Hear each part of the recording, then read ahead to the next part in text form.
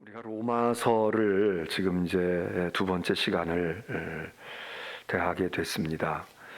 근데 우리가 이 수요일 날 성경을 이렇게 보아가면서 우리가 생각하는 것은 성경을 큰 나무, 큰 산에다가 이렇게 비유해서 저기는 숲이 우거졌구나, 또는 뭐 단풍이 들었구나, 이렇게 큰 숲으로 보고, 그러면서 이제 그 중에도 또 더 돋보이는, 예를 들어서 요즘 같은 단풍철이면 단풍이 그냥 다 붉게 물들어서 지금 단풍 시즌이네, 또는 이제 한물 갔네, 이럴 수 있지만 그 중에도 단풍이 아주 잘 물들었든 또는 이제 한철 가서 이렇게 시들었든, 그 중에 그래도 또 돋보이는 저 은행나무는 아이고 그래도 참 더 뭐 아주 낙엽이 안 지고 있다든지, 이제 그런 그 아주 출중한 나무들이 여기도 있고 여기도 있고, 그럴 때에 우리가 이 수요일 날 성경이라고 하는 전체 숲을 보면서, 그러면서 그 가운데 있는 또 중요한 아주 보기 좋은 나무들, 아주 중요한 의미가 있는 그런 부분들을 그걸 이렇게 선택해서, 그래서 그걸 이제 이렇게 징검다리식으로 넘어가는, 전체를 보고 중간을 다 샅샅이 살필 수 없지만 이렇게 살펴나가는 그런 이제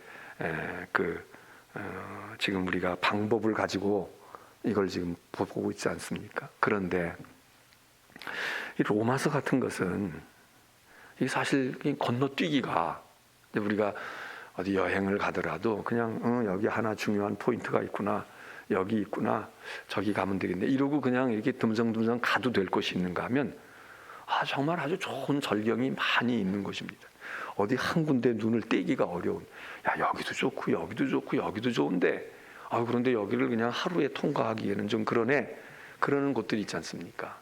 뭐 아주 정말 절경을 자랑하는 그런 명산이든지, 아니면 뭐 국립공원이라든지, 이런 데는 그냥 봐야 될 것이 너무 많은 거예요. 마치 이 로마서는 우리가 그냥 1장 읽고 그 다음에 한 3장이 중요해요, 한 7장이 중요해요, 이렇게 건너뛸 수도 물론 있습니다만은, 그러나 어느 한 장, 어느 한 부분을 그냥 이렇게 뛰어넘기에는 이게 아주 다 의미 있고 중요한 그런 말씀들이 그냥 빼곡히 들어있다, 우리가 그렇게 생각을 하기 때문에, 사실 이 로마서를 나무를 보기 시작하면, 그러면 좀 더 많이 머물러야 되지 않나, 그런 생각을 가집니다. 예를 들어서 구약에 무슨 어떤, 우리가 요즘에 역대기 하를 새벽에 이렇게 읽어나가고 있지만, 그럴 때 물론 다 하나님의 말씀이니까 다 의미가 있지만, 그냥 조금 건너뛰어도 그래, 이건 여기는 요 다음에도 이런 얘기가 있고, 또 이건 좀 잘 몰라도 여기가 진짜 중요한 거야, 뭐 이렇게 이제 좀 건너뛰는데 쉽습니다. 그런데 로마서는 아깝고 여기를 그냥 뛰자니 요것도 우리 살펴보고 여기서도 좀 머물렀다 가야 되는데, 이런 부분이 많다, 그 얘기입니다. 그래서 참 나무를, 여기서 좋은 나무를 찾아내서 한두 그루 본다는 것은 우리가 조금 그런 점에서 좀 안타까움이 있지만, 다 살필 수는 없지만 조금 그래도 살피는 데까지 봅니다. 지난 시간에 로마서에 대한 전체 우리 필요한 설명들을 하고, 그리고 로마서 1장 16절 17절 이 부분은 지난주에 우리가 읽었던 그 날짜에서만 중요한 것이 아니라 로마서 전체에서도, 만일 로마서를 그냥 한 줄로 요약을 한다, 그리고 로마서 자체에 있는 구절을 가지고 얘기한다, 그러면 우리는 그냥 대부분의 사람이 로마서 1장 16절 17절이 로마서의 주제, 로마서의 핵심, 그렇게 얘기할 정도로 거의 많은 사람들이 공감하는 부분, 그 말씀을 우리가 읽었습니다. 복음을 부끄러워하지 않는다. 이 복음은 믿는 자에게 구원을 주신 하나님의 능력이 된다. 그래서 유대인이든지 헬라인이든지 다 복음의 이 능력이, 하나님의 능력이 구원을 가져다 준다. 왜? 그 복음에는 하나님의 의가 나타나 있기 때문이다. 그리고 그래서 구원을 얻는 사람들은 이 바로 그 믿음으로 의롭다함을 얻는다. 이게 이제 뭐 아주 짧게 요약을 잘 해놓은 말씀이죠. 자, 오늘은 1장 18절로부터 이제 그 뒷부분에 있는 4장 25절까지를 우리가 말씀을 이렇게 짚어 가야 되는 시간인데, 우선 여기 이제 1장에서는 우리가 지금 1장 18절 우리가 읽지는 않았지만 오늘 범위에 포함되어 있는 1장 이 후반부가 되는 18절로부터 마지막 절까지는 하나님을 알지 못하는 이방 사람들의 죄에 대해서 이야기합니다. 우리가 구원을 얘기한다는 것은 무엇을 전제로 합니까? 구원은 죄를 전제로 합니다. 우리가 죄인이 아니다 그럴 것 같으면 무슨 구원을 말할 필요가 없죠. 나아야 돼, 건강해야 돼, 이거는 뭐가 전제가 됩니까? 병들었다, 약하다, 이게 전제가 되는 거지. 그냥 건강해요. 그냥 튼튼하고 건강해. 그런데 뭐 우리가 뭐 나아야 돼, 건강해야 돼, 그럴 필요가 뭐가 있습니까? 여기 1장 18절로부터 죄된 인간을 이야기하는데 먼저 이방인들을 얘기합니다. 야, 이방인들은 죄인들이야. 뭐 하나님의 백성이 아니니까 당연히 그러죠. 몇 가지 여기서 얘기합니다. 그 이방인들에게는 하나님의 진노가 임한다. 18절에 얘기합니다. 하나님의 진노가 임해. 왜? 죄가 있으니까. 근데 그 사람들의 죄가 무엇일까? 행위의 죄, 뭐 하지 않는 죄도 있지만 그들의 죄는 하나님을 믿지 않는 거다 이거죠. 하나님을 부인하는 거다 이겁니다. 그럼 하나님을 부인할 수밖에 없지. 하나님을 모르는데 예수 그리스도가 저기 가나안 땅에서 태어나셨지, 뭐 로마에 태어났고 뭐 이집트에서 태어났나? 그러니까 모르니까 이렇게 얘기할 수 있잖아요. 예수님을 뭐 알았어야지, 복음을 들었어야지, 이렇게 얘기를 하는데 거기에 대해서 이 로마서는 아주 전체 더 크게 뭉뚱그려서 뭐라고 말하느냐? 아니야. 다 인간은 하나님께서 지으심을 준 하나님의 피조물 된 인간은 태어나면서부터 그 마음의 본성 가운데, 본능 가운데 하나님을 알만한 것이 있어. 교회가 있어야 되고 성경을 읽어야 되는 게 아니라 그냥 인간으로 태어났다면 인간의 양심이 됐든 인간의 어떤 뭐가 됐든 그 속에 하나님이 계시지, 하나님을 믿어야 돼, 하나님을 두려, 이게 기본으로 깔려 있다는 거예요. 예? 이게 기본으로 깔려 있다. 그래서 19절에 하나님을 알만한 것이 그들 속에 있다. 하나님이 만드신 인간은, 하나님이 창조하신 인간은 그 속에 기본적으로, 이게 무슨 선택사항이 아니야. 뭐 이거 넣어주세요, 나에게 신앙 양심을 넣어주세요, 이게 아니고 인간 그러면 가장 기본 모델이, 자동차를 사든 뭐를 사든 기본 모델이 있잖아요. 자동차가 있는데 핸들이 없다? 이런 차는 없지. 자동차가 있는데 브레이크가 없다? 이거는 없지. 비싼 차든 싸구려 차든 전기 자동차든 뭐 가스 자동차든 간에 자동차 그러면 핸들이 있고 브레이크가 있을 거 아니에요, 기본적으로. 그리고 속도를 붙이는 엑셀이 있어서, 그래서 이렇게 밟으면 차가 나가거나 쓰거나 방향을 틀거나, 이 세 가지는 이게 기본이지. 싸구려 차니까 없어요, 이거는 차가 아니지. 그러니까 우리가 하나님을 알만한 것이 기독교인이 되었던 한국 사람이 되었던 일본 사람이 되었던 인간이다, 이렇게 피조물 인간으로 태어난 사람은 하나님이 그 속에 그냥 자동적으로 그거는 기본 사양이야, 그리고 끼워줬다는 겁니다. 그러니까 누구도 핑계 못해. 나는 전도를 못 받았어요. 나는 앞집 사람 교회를 가는데 맨날 교회는 자기는 가면서 나보고 교회 가졌어요 한마디도 안 하대요, 이렇게 핑계할 수 있습니다. 그런 일이 우리가 많잖아요. 물론 우리는 그렇게 하면 안 되지. 앞에 사람이고 옆에 사람이고 그러면 얘기하고 교회라는 걸 알려줘야 되지만, 설사 그건 우리 믿는 사람들의 책임이고, 안 믿는 사람 쪽에서 뭐 전도도 안 하던데요, 알려주지 않았어요, 난 뭐 예수 몰라요, 모르는데 뭘 어떻게, 그거 하나님 앞에 심판대에 설 때 그게 면죄부를 받을 수 있는 조건이 되냐? 여기 지금 바울은 천만에 핑계하지 마. 그 핑계야. 내가 믿으려고만 했어봐. 앞집 사람이 얘기 안 해도 뒷집 사람이 얘기할 수 있고, 남들 교회 가는 거 보면 몰라? 아니 신호등에 빨간불이 있으면 남들 다 서 있는데 너 혼자 버적버적 가. 그거 되겠어? 파란불 들어왔는데 가. 너 그런 건 눈치는 있잖아. 그러면 사람이 교회 가는 거 보고 하나님 섬기는 거 보면 너도 무언가 그런 생각. 하나님이 다 여기다 넣어줬어. 칩을 다 심어줬다고 핑계하지 마. 그러니까 하나님 앞에서는 핑계할 수 없다는 겁니다. 난 혼자 무인도에 살았으니까 무인도에 살아도 인간으로 탈을 쓰고 살고 하늘에 떠오르는 태양을 보고 그러면 하나님의 존재를 알 수 있어요. 뭔지는 모르지만 신이 존재하고 하나님이 계시는구나. 기본적으로 이거 알게 되어 있다. 그러니까 절대 하나님 앞에서 나는 그럴 수밖에 없어요. 나는 안 믿을 수밖에 없어요. 이거 안 통한다 이겁니다. 유명한 이게 이제 하나님이 계시, 그럴 때 하나님의 계시가 제일 중요한 계시는 뭡니까? 예수 그리스도입니다. 예수님이 하나님의 형상 본체 그대로 오신 첫 번째 제일로 중요하고 제일로 완전하고 제일로 마지막 때에 하나님께서 아주 심혈을 기울여서 우리들에게 감추어 두었다가 탁 놀랍게 우리에게 다 알 수 있게 가신 예수 그리스도가 계시고, 두 번째로는 하나님의 말씀이 계시 아닙니까? 우리가 찬송도 불렀지만 하나님의 말씀을 읽으면서 우리가 알아요. 아브라함 얘기를 읽고 바울의 이야기를 읽고 그리스도의 행적의 이야기를 읽으면서 알아. 말씀이 계시야. 또 이렇게 설교하는 것이 계시야. 그래서 알게 돼. 우리가 모를 수가 없어요.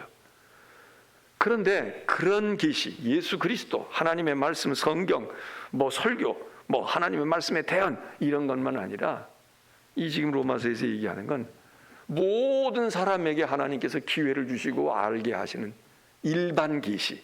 아까 얘기한 예수 그리스도, 하나님의 말씀, 이건 특별한 계시입니다. 특별하게 아주 특별한 것으로 우리들에게 잘 준비하셔가지고 우리에게 완벽하게.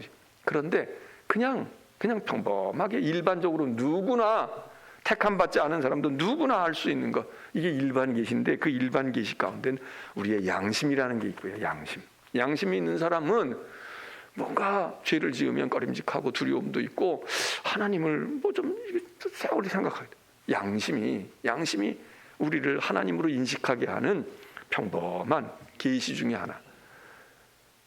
또 이 자연의 삼라만상 우주가 사계절이 바뀌고 말이죠. 산이 있고 하늘에 별이 있고 달이 있고 또 이 자연 속에서 일어나는 많은 움직임들 속에서 우리가 우주 삼라만상의 주인 되시는 하나님을 깨달아 하는, 이게 또 우리에게 계시다 이거예요.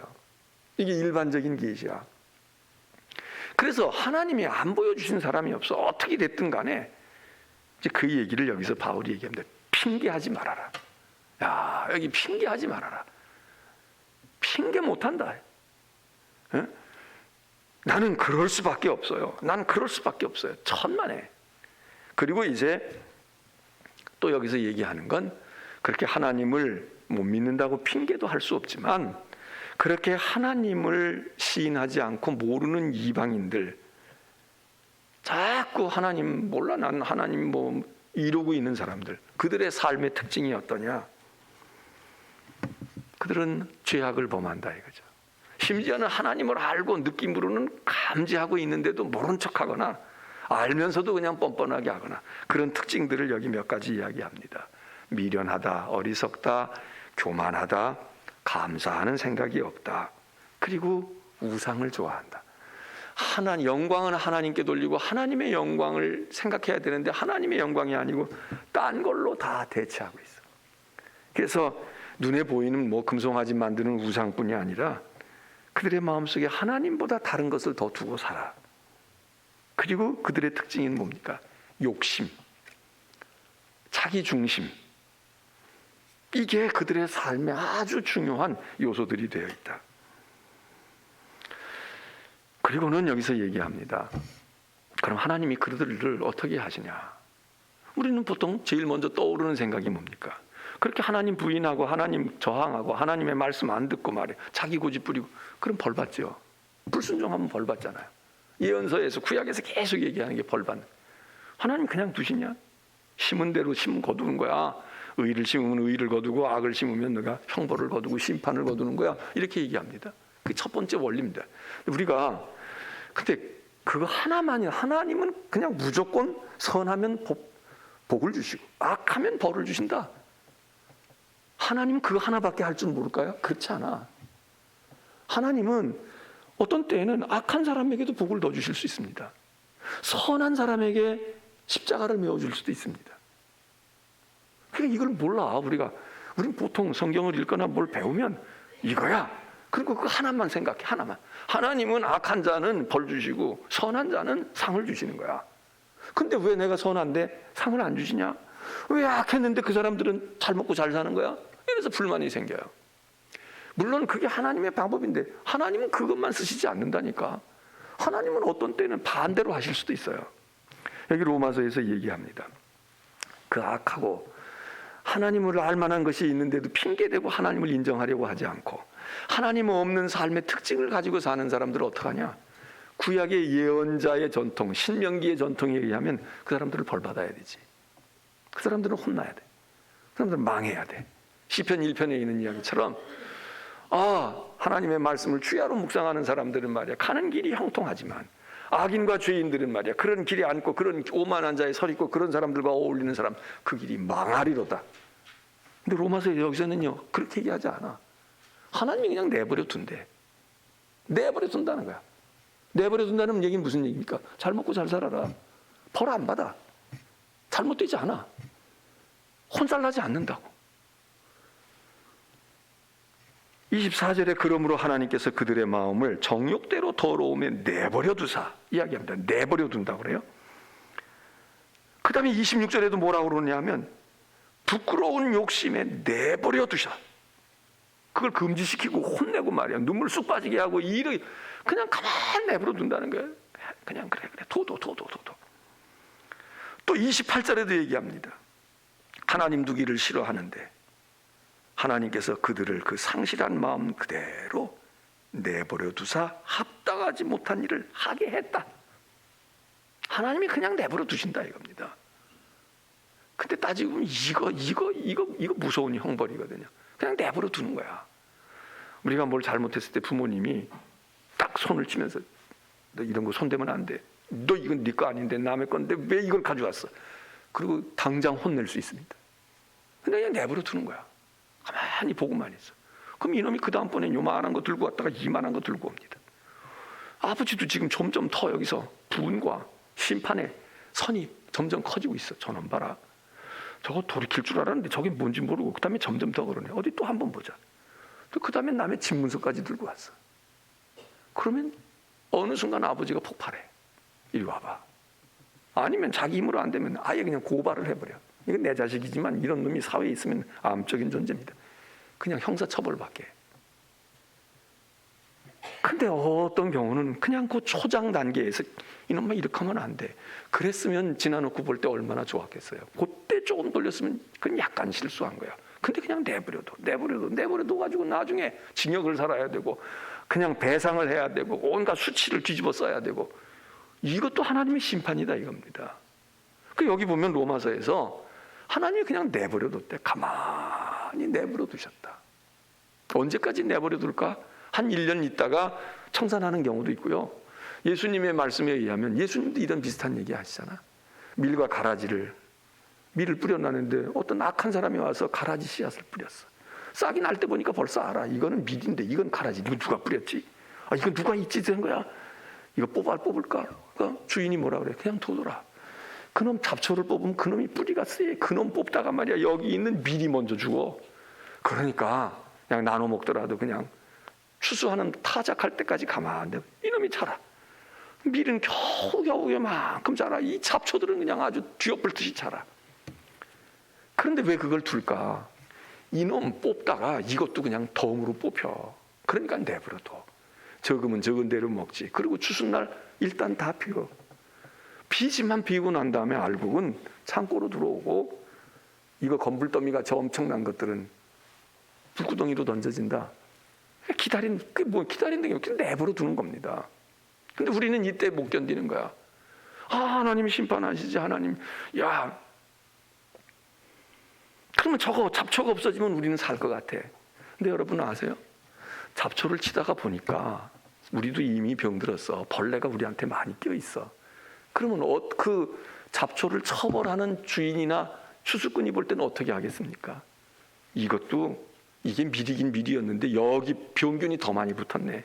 이거 그냥 두면 다른 밀가지, 그러니까 우리도 잘라낸다고. 안 그래요? 우리도 잘라낸다니까. 우리도 못 살아. 근데 우린 이걸 몰라요. 나는 의롭고, 나는 병균이 안 묻어있고, 나는 괜찮을 거라고 생각해요. 그러니까 하나님 이 못된 것들만 잘라내세요. 그 잣대를 우리한테 가지고 와서 그 렌즈를 가지고 우리를 검사하기 시작해.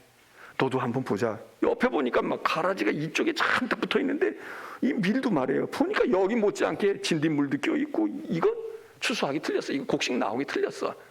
그럼 우리도 그 운명이 된다니까. 그러니까 가라지를 뽑다가 밀도 뽑을까 봐 그냥 둬둬봐. 가는 데까지 가면 그래도 그놈은 밀이니까 밀이 나오겠지. 그래서 밀이 나란나란히 나오면 그거 건사되는 거 아니에요. 그러니까 여기 가만 내버려 두는 거에 대해서 우리는 속이 터집니다.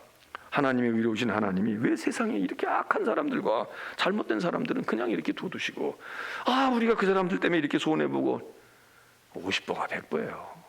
50보가 100보야. 성질 못된 사람, 나는 성질이 좀 50보 100보라니까. 나도 고집 있어. 나도 뒤틀리는 생각이 있다고. 근데 그 사람을 치고 나면 그 다음엔 누구에게로 오겠습니까? 그 다음엔 나야. 그 하나님께서 그냥 둬둬. 끝날에 가서 그래도 나달 몇 개 걸리면 이놈은 밀이라고 판정이 돼서 구원 얻을 거 아니야. 여러분, 하나님의 심판하시는 것만이 의로운 것입니까? 그냥 가만히 내버려 두는 은혜가 악한 사람들에게만 혜택을 줄 것 같아요? 우리도 혜택을 받고 있다고. 우리도 혜택을 받아. 그래서 여기 보면 하나님께서 이 바울이 얘기해요. 이방인들 이거 문제가 있다. 그냥 내버려 두신다. 좋아서가 아니라 그것들만이 문제가 아니잖아요. 그래서 이제 후반부에 2장에 가게 되면 바울이 무슨 얘기를 합니까? 그 유대인들 얘기해요. 거봐, 그 하나님 택하지 않은 이방인들이니까. 그 사람들은 그렇게 말이야. 동성애도 하고 뭣도 하고 말이야. 뭐 우상숭배 좋아하고 자기 배만 섬기고 말이야. 이익을 추구하고 욕심투성이 아니야. 그런 생각이 들잖아요. 유대인들이 이제 마음이 자고하는 마음이 생깁니다. 그러면 그렇지, 이방인들이 그게 사람이 아니고 짐승이지. 그 바울이 2장에서, 로마서 2장에서 너 지금 내 얘기 듣고 이런 이야기를 들으면서 속으로 마음 든든히 여기는, 남을 판단하는 사람들 너희는 누구냐? 너희가 누구겠어요? 조금 의롭다. 우린 신앙생활한다. 우리는 하나님을 알고 있어. 죄를 우리는 두려워해. 뭐 이러고 있는 너희들, 남을 판단하는 너희들, 우리는 아니야. 우리는 저러지는 않아. 우리는 하나님의 백성이지. 여기 하나님의 백성은 예수 믿는 하나님의 백성보다 구약적인 전통에서 우리는 이스라엘이다. 너희는 이방인이고 우리는 이스라엘이다. 이러는 사람들에게 지금 슬그머니 바울이 한 번 던집니다. 남의 얘기라고? 너는 아무 문제가 없다고? 그리고 너는 지금 판단하고 있는데 너 더 나을까? 너희들은 더 옳을까? 그렇지 않다는 거예요. 그리고는 유대인도 죄인이야. 그 얘기를 합니다. 유대인도 죄인들이다. 17절에 이제 1절에서부터 16절은 변죽을 울리면서 이방인들 그럼 죄인이지. 그런데 이방인 죄인이라고 판단하고 있는 사람들이 혹시 있다면 그 사람들은 죄인이 아닐까? 이렇게 살짝 변죽을 울리곤 그 다음에 17절 들어가서는 아예 그냥 지목을 해요. 유대인이라 불리는 네가, 너는 율법도 있고 율법을 의지하고 하나님을 자랑하고 율법의 교훈을 받아서 하나님의 뜻을 알고 선한 게 무엇인지 악한 것이 무엇인지도 알고 그러고 있는데, 그래서 너희는 달라? 아니, 19절 맹인의 길을 인도하는 어두움에 있는 빛인데 너희들을, 21절 다른 사람을 가르치는 네가 내 자신은 왜 가르치지 않아? 왜 너에게는 적용하지 않니? 도둑질하지 말라고 한 너희는 그거 알고 있잖아. 그러고 말하잖아. 근데 너는 왜 도둑질을 해? 도둑질이 뭔지도 모르고 도둑질하는 사람도 있고, 도둑질 하면서도 뭐 이익에 탐나서 도둑질하는 사람들, 너희는 그렇게 하면 안 된다는 거 알잖아. 간음하는 거, 신전에 들어가서 물건 도둑질하는 거, 율법을 너는 자랑하면서 하나님의 말씀은 귀중한 거야. 그러는데 열심히 성경 읽는데 왜 율법을 범해? 율법을 모르는 사람은 몰라서 범하고, 이게 빨간불에 건너가는 건지 파란불에 건너가는지 모르는 사람이 있어. 신호등을 아예 모르는 사람이 있어. 그럼 그냥 건너가요. 그 사람도 법을 어기는 거지. 모르고 건너갔다고 그 사람이 자동차에 안 치워주고 그 사람이 교통법규를 위반하지 않은 겁니까? 그 사람도 위반한 거야. 그런데 그 사람은 몰라서 그래. 보지를 못해. 눈이 멀어서 못 봐서 그러고 모르기 때문에 그런다고 하지만, 너는 다 알잖아. 눈도 떴고 파란불에 건너가야 되고 빨간불에는 서야 되고 다 알고 있잖아. 그런데 왜 너는 요령이 있어가지고 이제 파란불로 바뀌려면은 말이지 시간이 한참 걸리는데 지금 빨간불인데 아무도 없네. 그리고 건너간다. 사고는 안 나지. 뭐가 다르냐 이제 그 얘기입니다. 바울이 그 얘기를 해요. 하나님의 이름이 너희 때문에 이방인 중에서 오히려 욕을 먹어. 너는 너만 죄를 짓는 게 아니라 이방인들은 죄 지으면 자기 죄로 짓는 것으로 끝날 수 있어. 근데 너희들은 죄 짓게 되면 다른 사람들이 너희를 보고 하나님께 막 뭐라고 그럴 거 아니야. 저 따위들이 하나님의 백성이냐고 그러고. 그래서 이방인들이 그냥 더 달려들어서 하나님까지 욕을 먹여. 누구 죄가 더 크냐? 뭐 예를 들면 이런 거 아니겠어요? 그리고 이제 바울이 얘기합니다. 너희들 유대인 그러고 자랑하는데 유대인이 뭐야? 뭐가 유대인이야? 아브라함의 후손이지. 뭐 아브라함의 후손이라고 다야? 우리는 할례를 받았지. 저것들은 할례를 못 받은 사람들이지. 그러니까는 바울이 얘기합니다. 육체적으로 몸 어디 한 군데에다가 상처 내가지고 할례 받았다고 그래서 할례?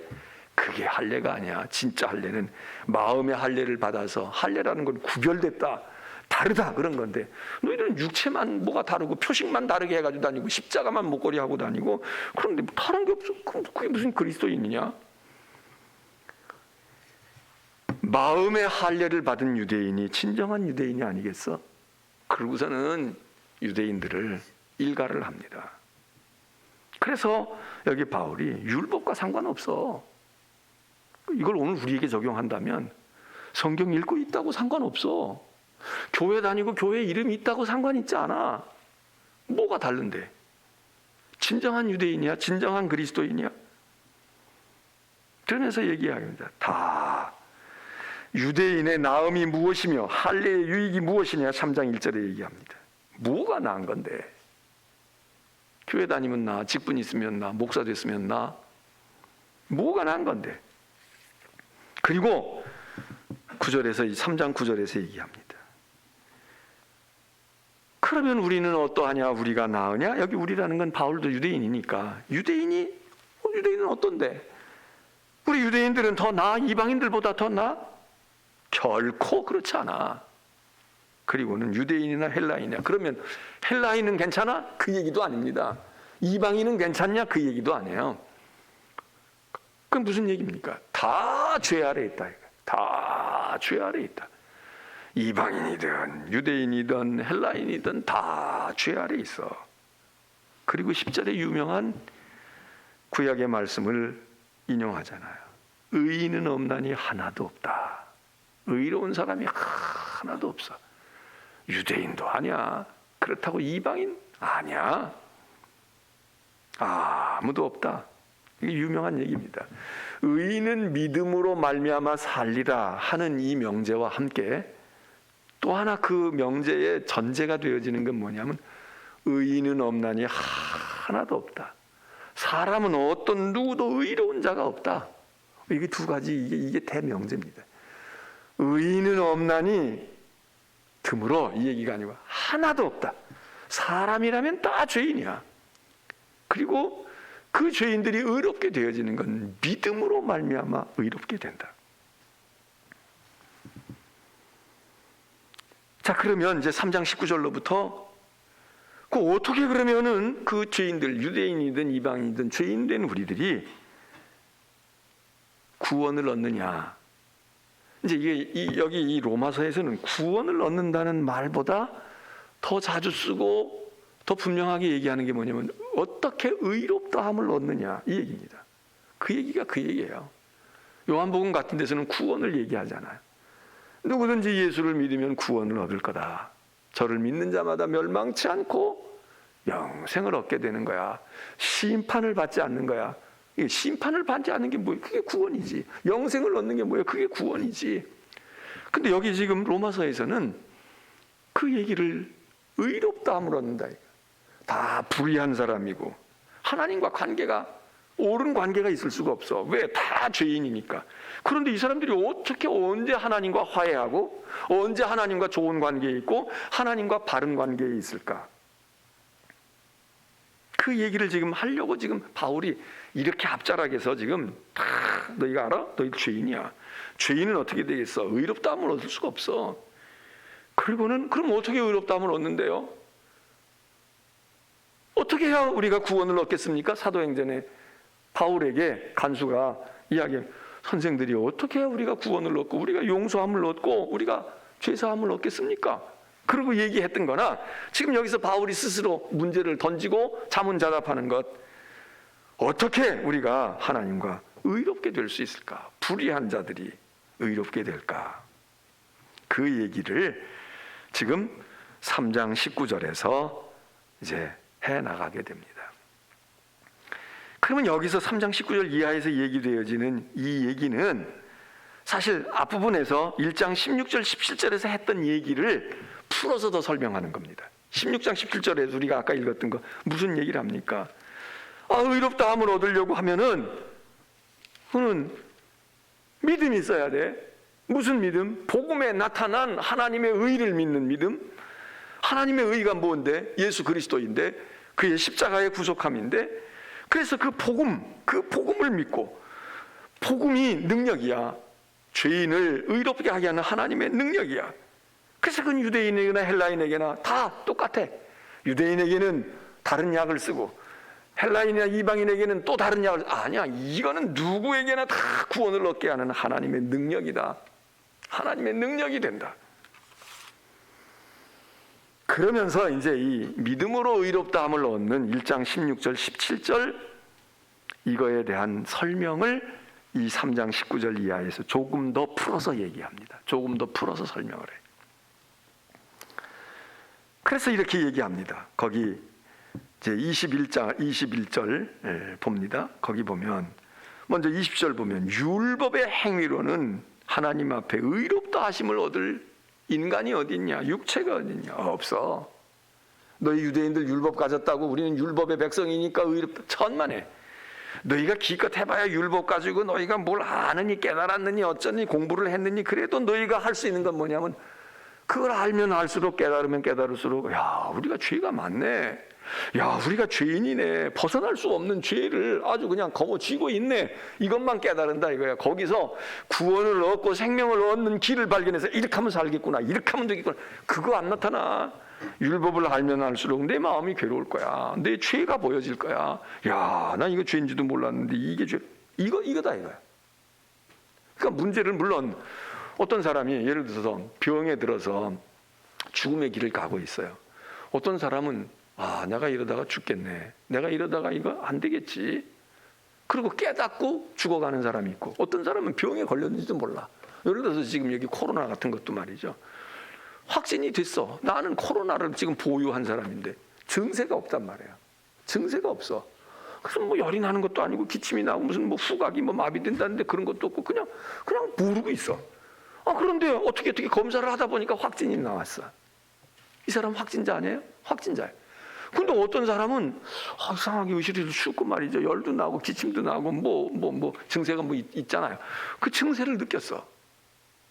내가 이거 아무래도 코로나 감염이 됐나 봐. 그러면 감염된 걸 느끼는 사람하고 감염된 걸 못 느끼는 사람하고, 느끼는 사람은 확진자고 안 느끼는 사람은 확진자가 아닙니까? 똑같아. 율법을 가진 사람은 성경을 읽고 말씀을 읽다 보니까 이거 우리가 하나님 앞에 하나님의 수준에 도달하지 못했네. 이것도 죄고 이것도 죄고 이걸 더 열심히 알아. 그러니까 뭐 손도 씻겠고 조심도 하겠지만 그걸로 해결이 안 돼. 모르는 사람은, 이방인은 몰라. 증세가 안 나타나고 양심에 꺼리끼는 것도 없어. 그냥 몰라. 그럼 그 사람은 죄인이 아닙니까? 그 사람도 죄인이야. 지금 여기 그 얘기하는 겁니다. 그래서 율법을 준행한다고 해서 선행을 하고, 다시 말하면 착한 일 좀 하고 그런다고 해서 의롭게, 하나님 앞에 의롭게 되느냐? 어린 반푼어치 없지. 그럼 어떻게 의롭게 됩니까? 율법을 준행하는 것이 아니라 그것은 믿음으로 되는 거야. 하나님의 아들이 누구냐? 십자가에서 죽으신 걸 믿는 건데 왜 십자가에 죽으신 걸 믿으면 왜 구원을 얻느냐? 지금 바울이 지금 설명하는 이 논리에서 의할 것 같으면 예수님이 십자가에 죽으신 것이 하나님의 의다 이거예요. 하나님은 죄를 용납하지 못해. 하나님은 죄를 용서하지 않고 심판하시는 분이야. 그런데 죄는 우리가 졌으니까 우리가 죄값을 치르기 위해서 희생도 당하고 우리가 고통을 받고 벌을 받아야 되는데 우린 그걸 감당을 못해. 그냥 10번 죽어도 그게 안 돼. 그러니까 죄 없으신 하나님의 아들을 우리의 죄값을 대신 물으시고 그가 십자가에서 죽으셨다. 그러니까 하나님께는 하나님의 아들이 죽은, 죄 없는 하나님의 아들이 죽으신 그 죽음이 의로움이 된다 이거야. 그게 의의가 되는 거야. 그리고 우리는 그거를 믿는 거야. 아, 그래, 우리가 도저히 할 수 없는 걸 그분이 대신 감당하셨네. 감사하지. 아, 우리가 그분의 은혜 때문이니까 우리는 그분을 구주로 생각하고 그분을 높여야 되고, 그분이 십자가에 죽으심으로 내가 용서함을 받고 내가 지금 이러고 있구나. 이게 믿음이다 이거예요. 다시 말해서 믿음으로 의롭다함을 얻는다는 얘기는 믿음을 가지면 그냥 저절로 그냥 마법이 생겨가지고 우리가 깨끗한 존재가 된다 이 얘기가 아니라, 이 하나님의 아들이, 죄 없으신 하나님의 아들이 십자가에 죽으시는 이 공로, 이 의를 우리가 믿음으로써 우리가 그걸 차용해와. 제가 그걸 믿기는 해요. 제가 못했지만 그거 아니면 저는 구원을 얻으면 못하는데 주님이 나의 구주가 되십니다. 이렇게 믿으면 예수 그리스도의 의가, 하나님이 보실 때 넌 의롭다, 넌 의롭게 죽은 거야, 그 의를, 하나님의 의를 우리에게 입혀주신다 이거예요. 우리에게 주시는 거야.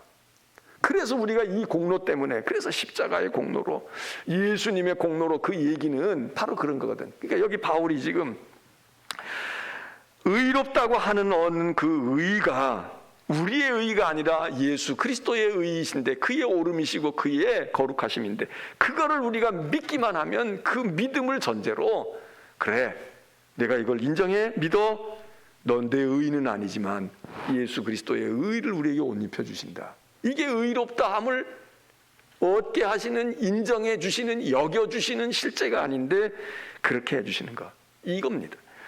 22절 보세요. 3장 22절. 예수 그리스도를 믿음으로 말미암아 모든 믿는 자에게 미치는 하나님의 의다.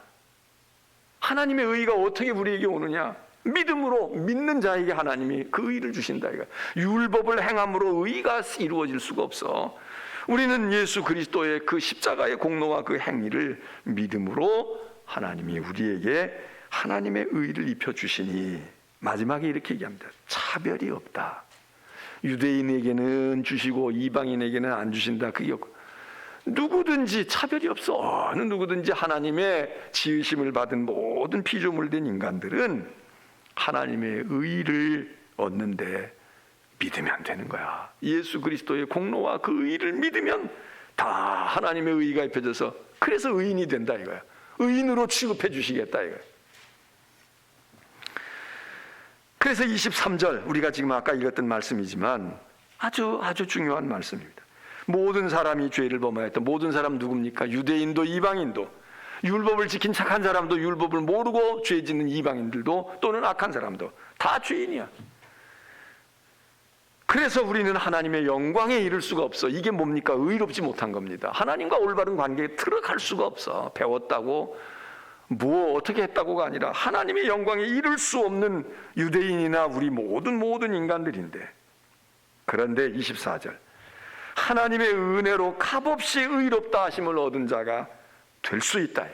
어떻게? 예수 그리스도 때문에. 그리고 예수 그리스도를 믿는 그 믿음으로. 자, 요 얘기를 조금 더 달리 이야기하면 25절 이렇게 해석할 수가 있는 겁니다. 이 예수를 하나님이 그의 피로써 믿음으로 말미암는 화목제물로 세우셨으니. 화목제물이다. 이거 구약을 아는 사람들이라야 아는 거 아니에요. 구약의 제사 가운데 죄 짓고 하나님 앞에 용서함을 구하려고 할 때 하나님과 평화하게 해주세요, 하나님과 좋은 관계 맺게 해주세요, 이게 화목제물이거든. 이게 화목제사란 말이죠. 이 화목제물, 바로 예수님이 화목제물이야. 하나님과 우리가 불편한 관계에 있었어. 하나님과 우리가 원수가 되었어. 하나님이 우리를 아주 저주받을 인간으로 생각했어. 저거 내가 그냥 안 둘 거야, 심판할 거야, 이러고 있는 우리다 이거야. 도저히 하나님과 화해가 안 돼. 그런데 화해의 제물이, 이게 희생양이라고도 말하고 화해의 제물이라고 말해요. 화해의 제물, 화목 제물로 예수 그리스도께서 엉뚱한 그분이 제물이 돼서 하나님이 그냥 심판하려고 했는데, 그래서 심판의 화살을 딱 당겼는데 당신의 아들이 그걸 가서 딱 가로막고 자기가 그 화살에 맞은 격이 됐어. 그리고는 정말 심판받고 죽어야 할 우리는 멀뚱멀뚱 살아있는 거야. 이제는 심판의 화살이 피해갔어. 그리고 아들이 죽었어. 화목제물이 됐다 이거죠. 하나님이 그 아들을 화목제물로 세우셨으니. 그런데 하나님이 실수로 그랬겠습니까? 하나님이 화살을 겨누어가지고 내가 너를 심판할 거야, 너희를 내가 처단하고 말 거야 그랬는데, 하나님의 아들이 그냥 너무 착하신 아들이 있어가지고, 아버지 그러면 안 돼요. 예를 들어서 사울 왕이 다윗을 죽이려고 할 때 요나단이 나타나서 다윗을 뭐 창을 몸으로 막은 건 아니지만 정보를 미리 빼주잖아요. 너 나타나면 죽는다. 하나님이 사울 왕과 같고, 그리고 예수 그리스도는 요나단과 같고, 이렇게 비유를 하면 되겠습니까? 여기 그렇지 않다. 이게 다 하나님의 의도하셨어. 하나님이 다 협의하신 거야. 그래서 아들에게 네가 고난을 져야 된다. 내가 저놈 죽인다고 창을 던질 거야. 그런데 그거 못 도망가. 내가 던지면 꽂히게 되어 있어. 네가 좀 맞아야 되겠어. 내가 짊어져야 되겠어. 이거 아닙니까? 하나님이 하나님의 아들과, 그래서 여기 이는 하나님께서 길이 참으시는 중에 지은 죄를 간과하심으로 자기의 의로움을 나타내려 하심이니. 죄 지은 자에 대해서는 자비로움도 나타내야 되겠고, 죄에 대해서는 하나님이, 이거는 그냥 둘 수가 없는 하나님의 의로운 속성, 이 두 가지 갈등 속에서 어떻게 죄인도 용서하고 어떻게 자기의 의로움도 나는 아주 정확하게 벌은 주는 거야. 나는 불의는 용납하지 않는 거야. 이 자기의, 이게 하나님의 오르심을 나타내야 되는데 이 둘이 충돌하고 있단 말이에요. 이거 둘을 어떻게 다 만족시킬까? 그러니까 하나님이 자기를 찌르는 수밖에 없는 거지. 왜? 안 그러면 의는 나타나지만 상대방은 죽을 것이고. 그래서 여기 하나님이 자기의 의로움을 나타내려 하심이니. 26절, 이때에 자기의 의로우심을 나타내서 자기도 의로우시고 또 예수 믿는 자도 의롭게 하려고 하시고. 그러면 누구만 불의한 자처럼 됩니까? 하나님의 아들이 불의한 자처럼, 죄인처럼, 괴수처럼 죽으신다 이거예요.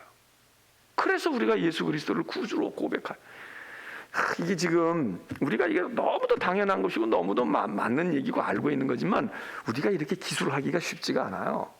우리가 이렇게 논리정연하게 이렇게 의미, 개념을 가지고 얘기하기가 쉽지 않아요. 바울이 지금 이 얘기를 간단하잖아요. 저는 이렇게 길게 지금 뭐 제가 오히려 설명하는 게 군더더기야. 근데 가만히 이걸 읽고 또 읽고 읽으면 이 구절 가운데서 바울이 복음의 핵심을 꽉 이야기하고 있다. 그래서 하나님이 자기의 의로움도 나타나셔야 되고, 자기도 의로워야 돼. 하나님도 의로운 분이 돼야지. 아이고 하나님은 잣대를, 하나님도 그냥 인지상정에 그냥, 그래서 하나님도 감정이 있어가지고 말이야, 에이 그냥 죄인도 그냥 하나님이 그냥 어물쩡하고 넘어가시더라고. 그러면 용서받아서 좋긴 하지만 의로운 사람은 뭐예요? 근데 여기 하나님이 자기의 의로움도 나타내시고, 예수 믿는 자들도 죄인이지만 저들을 의롭게 해야 되고, 그럼 누군가가 이걸 충족시켜줘야 되는 뭐가 있어야 되잖아요. 하나님의 아들이, 하나님의 아들은 또 자기 자신이기도 해.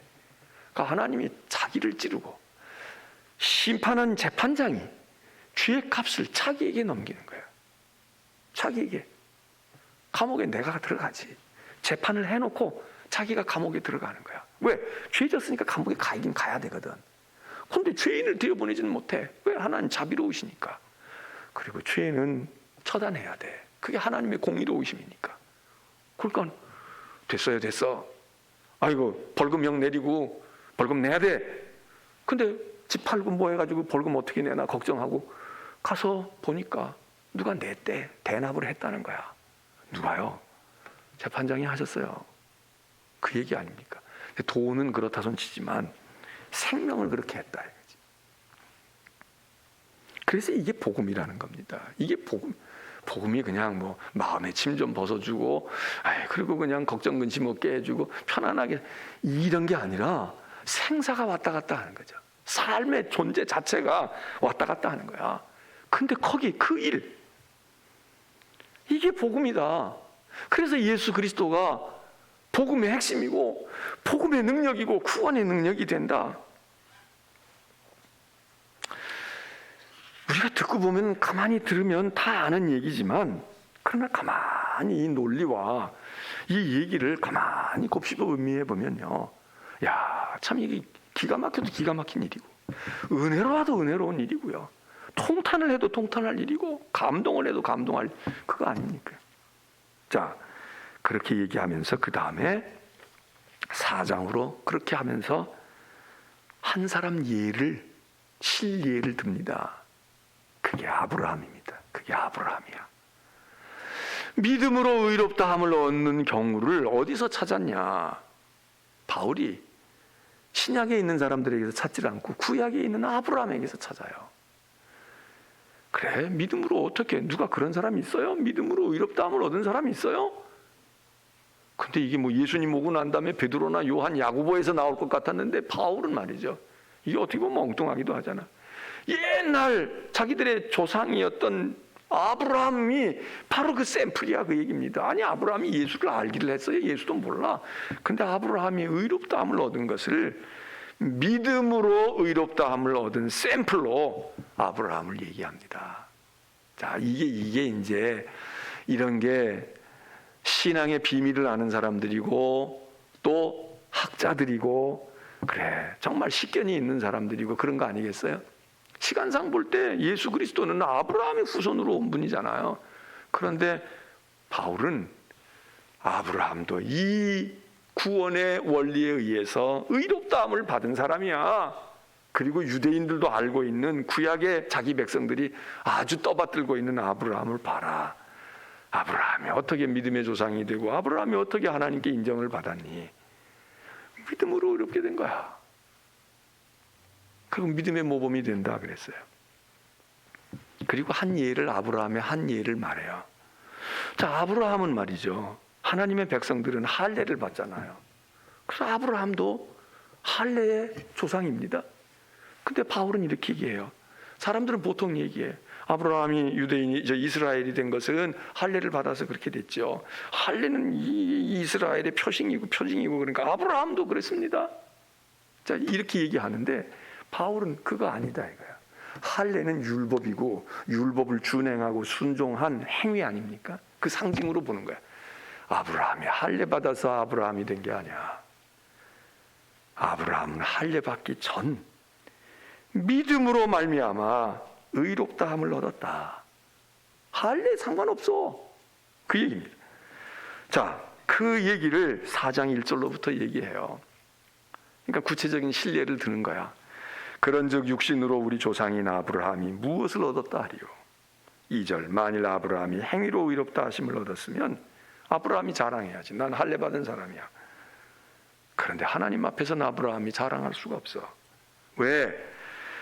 성경이 뭐라고 얘기하니? 아브라함이 하나님을 믿음에 이것을 의로 여겼다고 말하지 않니? 아브라함이 이삭을 바쳤다고 해서가 아니고, 아브라함이 할례를 받았다고 해서 야, 그 선행을 했구나, 착한 일을 했구나, 그게 아니고 믿었다 이거예요. 그래서 5절에 또 얘기합니다. 의롭다 하시는 이를 믿는 자에게는 그의 믿음을 의로 여기시나니. 6절, 일한 것이 없이 하나님께 의로 여기심을 받는 사람은 오히려 복 있는 사람 아니냐, 은혜를 입은 사람 아니냐, 하나님이 좋게 보아주신 사람 아니냐. 아브라함도 그랬어. 그러니까 이 얘기는 율법에 의한 행위, 그것을 가지고 의롭다함을 얻는 게 아니고 믿음이야. 믿음. 그리고 우리에게는 그 믿음이 무슨 믿음이냐? 예수 그리스도를 우리의 구주로 고백하고 그의 십자가의 공로가 우리를 살렸구나 하는 이 믿음, 그 믿음이 우리를 의롭다 하게 한다. 의롭게 함을 얻는다. 자, 이 얘기는요, 거듭거듭 얘기를 하고 우리가 수십 번, 수백 번도 더 들은 얘기입니다. 이게 제일 복음의 핵심이거든, 사실. 예? 그런데 들을 때마다, 얘기할 때마다, 이게 말로 이걸 다 어떻게 설명이 안 되고, 야, 이게 또 아쉽고. 그런데 이제 마음에 우리가 믿어지고 이것을 우리가 받아들이게 되면은, 그러면 이게 뭔지, 그래, 그게 은혜지. 그게 로마서가 지금 읽는 이 부분만이 아니라 이제 이 얘기를 계속 또 이렇게 설명하고 이렇게 설명하지만, 그러나 이 복음의 핵심에 대해서 로마서가 이렇게 얘기해 줘. 그래서 이 로마서를 말이죠, 어떤 한 장만 이렇게 출석 읽고 하기에는 너무도 막 그냥 촘촘히 뭐가 다 중요한 의미가 박혀 있는 거예요. 요 다음 시간에는 저 5장으로부터 우리가 말씀을 좀 살펴보도록 하겠습니다. 참 이게 그 음식도 이게 씹으면 씹을수록 고소하고 맛있는 게 있잖아요. 씹으면 씹을수록 막 단맛이 나고 고소하고, 그리고 막 깊은 맛을 알고 있는 그런 거, 육질이 좋아가지고 그런 것처럼 이 로마서가 이제 그런 많은 사람들이 그걸 경험했다는 거예요. 그러니까 여러분들도 로마서를 그냥 쑥 읽어 내려가서 그냥 그 고단백으로 되어 있는 막 거기에 많은 게 있는데, 그걸 그냥 무슨 죽 한 그릇 먹듯이 후루룩 하고서 그냥 이 목에 넘어갔으니까 먹어 이러지 말고, 또 되씹고 또 씹어보고 목에 넘기기 전에 조금 더 씹어볼까? 여러분, 그래야 될 말씀이다. 찬송을 하겠습니다.